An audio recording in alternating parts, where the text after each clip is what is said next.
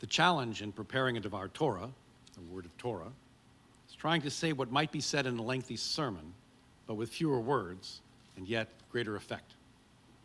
Sometimes we need to search for such words. Sometimes they cry out from the text, Darsheini, teach me, because I have a story to tell. This week's Torah portion has done all the work of that challenge for me in advance. In Parshat Ba'alotcha, we're wandering still in the wilderness, having left Mount Sinai on our journey towards the Promised Land. And after many and random topics on the preparation of the tabernacle and the challenges we faced along the journey, the portion ends with a brief but powerful story, which seems to have been written for us in this very moment. You can almost hear the words cry out, Darsheini, for they have a lesson to teach. In chapter 12 of the book of Numbers, Moses, Miriam, and Aaron stand as the leaders of Israel. Miriam and Aaron speak out against Moses because he married a Cushite wife, a black woman. God is outraged and calls out Miriam and Aaron and Moses from a pillar of smoke at the entryway of the tabernacle, condemning this affront against Moses' personal life, his family, and his authority.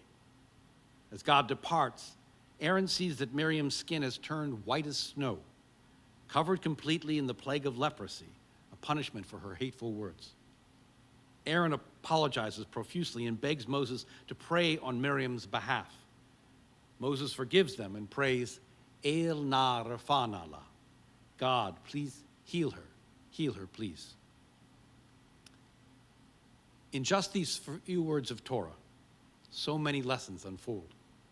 Beginning with Moses' prayer for healing, words we still say even today. A prayer for Miriam which healed her body and soul, in part because of God's blessing, but even more so because Moses steps forward on her behalf. And after a week of quarantine, Miriam is healed and the community travels forth together in peace. And so we pray today, El na refanala. May we be healed from our contagious pandemic, the one of our own age. And after our time of quarantine, may we travel forward together in peace.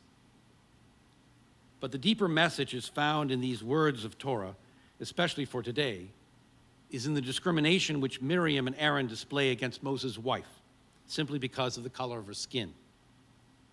The meaning of Moses' Cushite wife is not unclear. Everywhere else in the Bible, it means Ethiopian. It means she was black. And God's punishment of Miriam reinforces this too, as if to say, so you think that white skin is somehow better?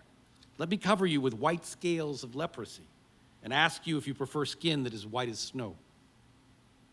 There's a lesson here which teaches us that prejudice is as old as time, but more importantly, we learn from these few brief words of Torah that judging a person by the color of their skin has always been wrong in God's eyes. And we're reminded of this lesson by the prophet Amos, who says, are not you like the children of the Ethiopians, O my children of Israel? Reminding us that God is the God of all peoples and things, so that we might know that just as there is one God, so too we must find our way to become one people, building together a world of justice and of peace. Amen.